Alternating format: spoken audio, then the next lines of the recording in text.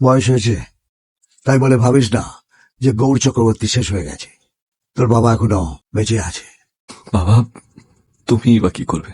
তুই যদি তোর মেয়ের জন্য সবকিছু করতে পারিস তাহলে আমিও আমার ছেলের জন্য সবকিছু করতে পারবো।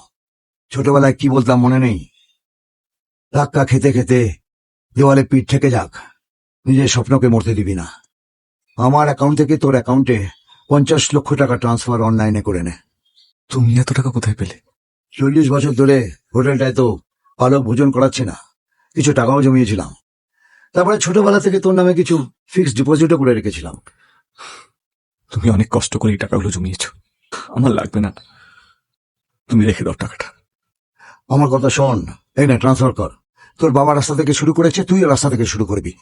দেখবি একদিন তুই অনেক বড় হবি। কিন্তু আমি টাকাটা তাদের ফেরত দিয়ে দেবো। ফেরত দিবি কেন? এই টাকা নিয়ে কি আমি স্বর্গে যাবো? এসব তো তোদের জন্যই করেছি। বলিনি আমি কোনোদিন মুখ ফুটে, আসলে তুমি আমার হিরো।